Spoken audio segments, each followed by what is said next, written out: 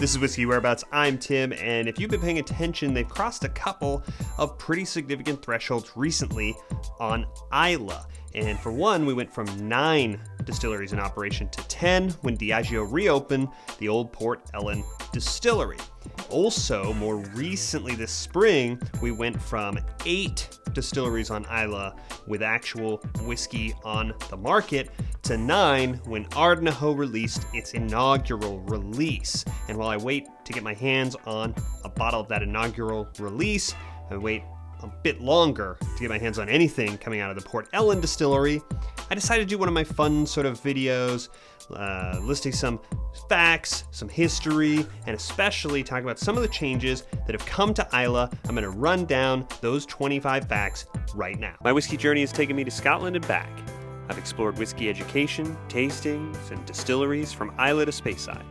And now my journey continues here, with you, on Whiskey Whereabouts. So we all know that prior to Ardnahoe, the youngest distillery on Islay was Kilchoman.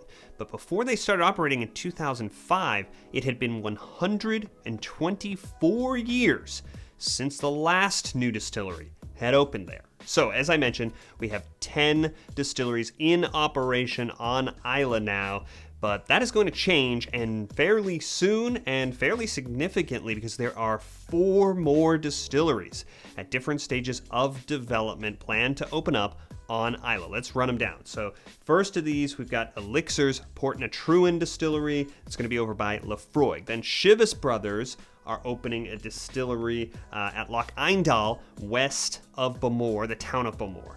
Third, we have a distillery being opened up on the Geary Farm near Port Charlotte. And finally, the Islay Boys Whiskey and Rum Distillery at Lagan Bay. So by volume, Caol Ila is the biggest producer of whiskey on Islay. They produce 6.5 million liters a year, followed in order by Lefroy, Bunnahabhain, Lagavulin, Ardbeg, Bamore, Bruichladdich, Ardnahoe, and then Kilchoman. Kilchoman produces 1/10 of the volume of Caol Ila.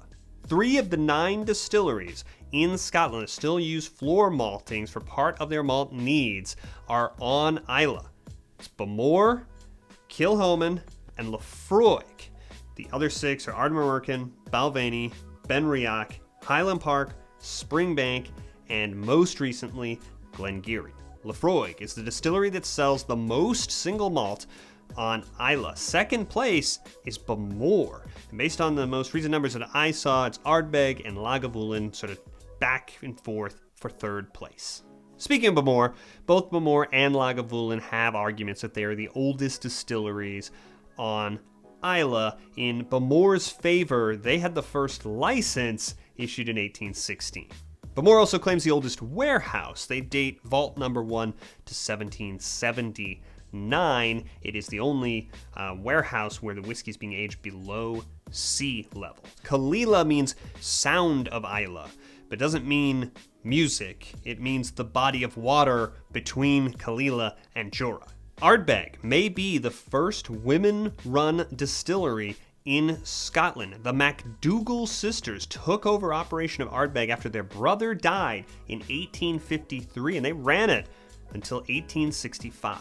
However, later on, Bessie Williamson became the first woman who managed a distillery at Lefroy before, in 1954, taking over as the first lady owner. Ian Hunter, who operated Lefroy before Bessie Williamson ever got there, pioneered the use of American oak ex-bourbon barrels for aging Scotch whiskey, but he didn't do it until 1908. So while the Port Ellen distillery was shuttered, the Port Ellen maltings were operational. Also owned by Diageo, they supplied some percentage of the malt needs for every Islay distillery except Bruichladdich, but that too is scheduled to change. Diageo intends to only supply their 3 distilleries on Islay. So that leaves the other distilleries, Ardbeg, Ardnahoe, Bamore, Kilchoman, Bunnahabhain, and Lefroy, needing to source their malt elsewhere.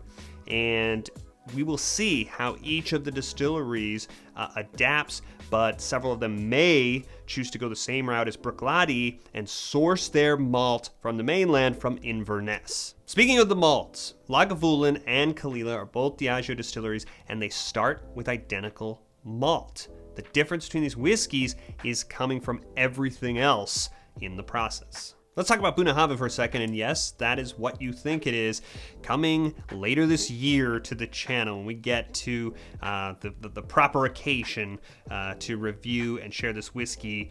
In the meantime, talking about Bunnahabhain, which means river mouth, until the 1960s, there really wasn't a proper road to get to Bunnahabhain. If you've been there, you can kind of appreciate that. It's not much of a road now that takes you to this beautiful location where this distillery is located, and that meant it could only be supplied by boat, which was less frequent than any other means across land, which is why Bunnahabhain has a larger than average storage warehouse for their malt. Having searched for this in online retailers' search boxes or posted videos, we can all appreciate that Bunnahabhain can be tricky to spell as much as it is to pronounce. That has always been the case, and in fact, Bunnahabhain was originally spelled with 2 N's at the end, but a local authority got this wrong doing a survey, did not correct this misspelling, and it just stuck. Another laudable thing about Bunnahabhain, thanks to their on-site steam plant that runs on wood chips and draft, they are the first net zero distillery on Islay. Bruichladdich has the second tallest stills in Scotland, second only to Glenmorangie. Bruichladdich are the champions of locally sourced barley, terroir, and whiskey, and they utilize the Bear barley strand. At times, this is the oldest known barley on Islay, and it is dated back approximately 5,000 years. Half of Bruichladdich barley is locally sourced. There are 20 different farmers growing barley for Bruichladich's use, and one of those farms gives its name to this whiskey, the Octawell. Bruichladich's close to the bottom in terms of volume of production, like I listed earlier, but they are described as the single largest private employer on Islay. They employ half the distillery employees working on Islay.